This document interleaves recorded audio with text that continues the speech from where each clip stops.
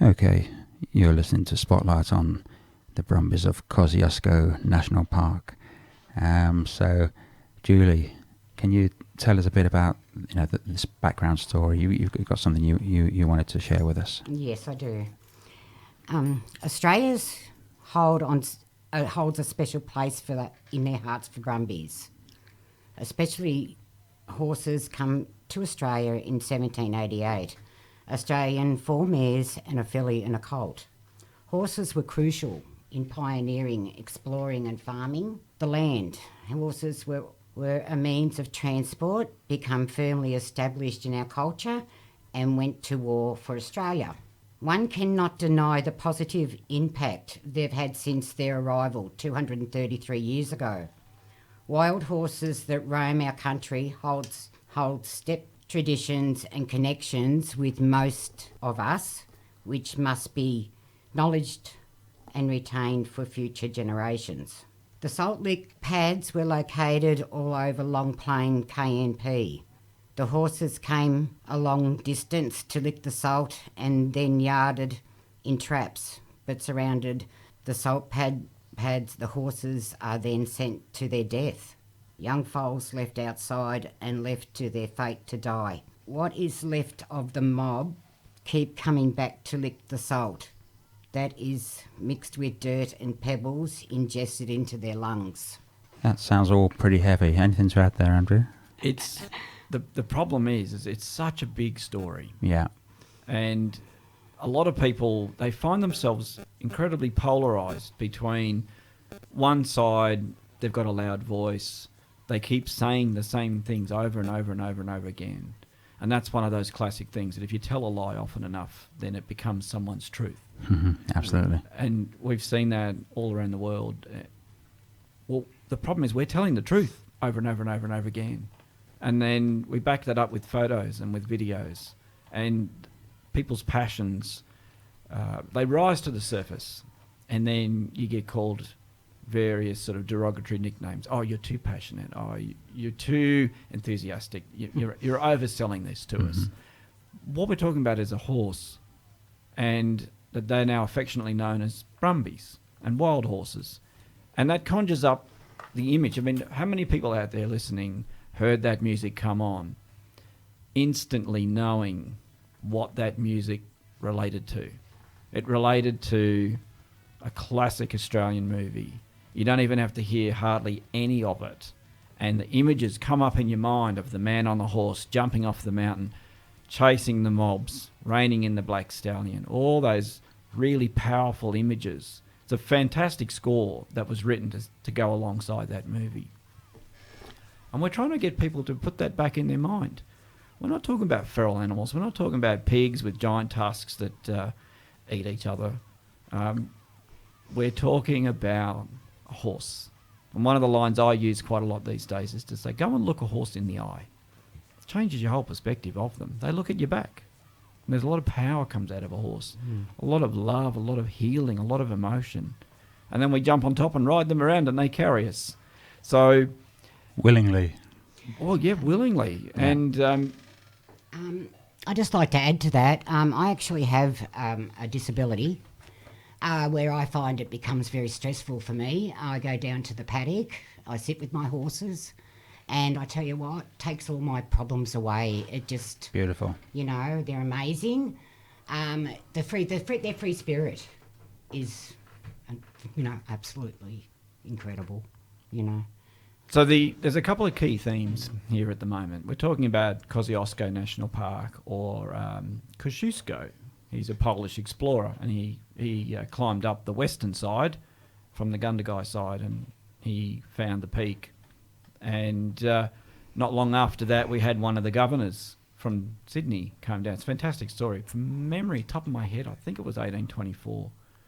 I haven't read it for a while. They sailed down into Eden. They then rode up the bridle trails, up the Brown Mountain, up the original trails. They were the actual Ngarigo walking tracks. Mm-hmm.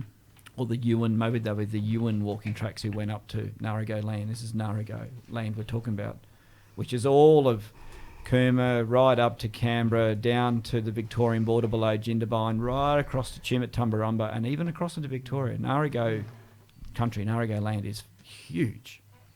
And we now call most of that Kosciuszko National Park in recognition of the Polish explorer.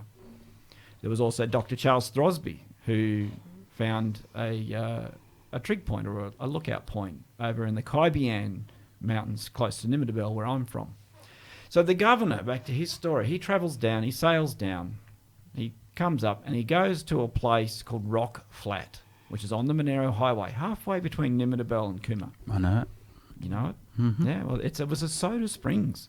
It was a water bubbling out of the ground as a spring. It was a known Aboriginal camp. And they met up with the governor and his travelling party, met up with the inland mappers who left Sydney months before, and they agreed to rendezvous on a certain day, and they did, at the soda springs. And they comment and say that it doesn't have the maddening effects of mead, and that it had a wonderful effervescence. It was a natural soda spring. So there was a lot of wonders to this land.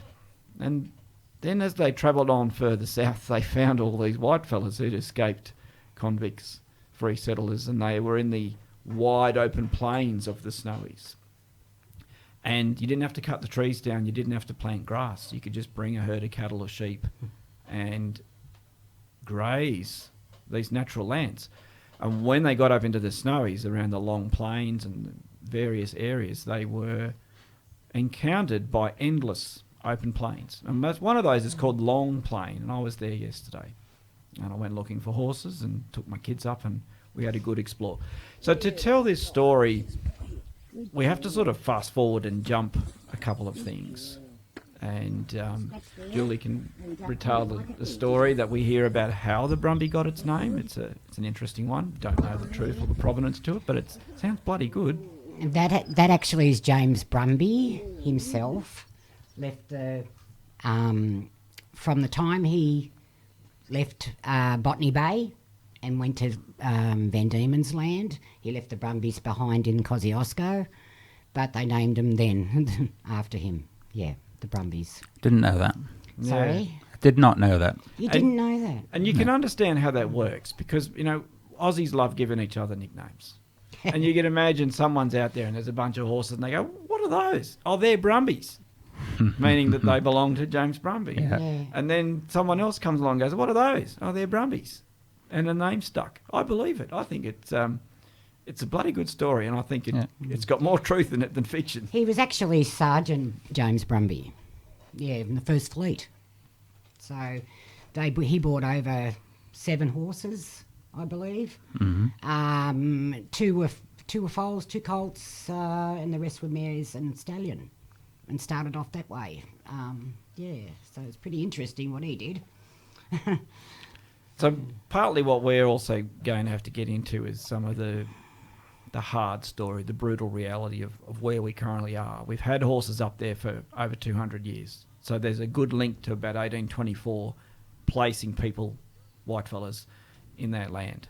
And of course the Narigo go back tens of thousands of years. Oh, yeah. But they didn't have horses. They were not in Australia. So the issue is a vexed one. Do we keep the horse as it is not a native animal? Or do we remove them to try and preserve the park as an unimpacted piece of land? And we can get into that and play another song and we'll launch into that. Do they remove all other equestrian or all other horses from across the nation, just not just the Brumbies? You know, where does it stop? Well, the thing is, we're talking about introduced species that are then labelled an introduced feral species. Yeah. But where do you draw the line? And we can get into this a bit further. It's such a big topic. Let's talk about that then when we come back from a bit of music.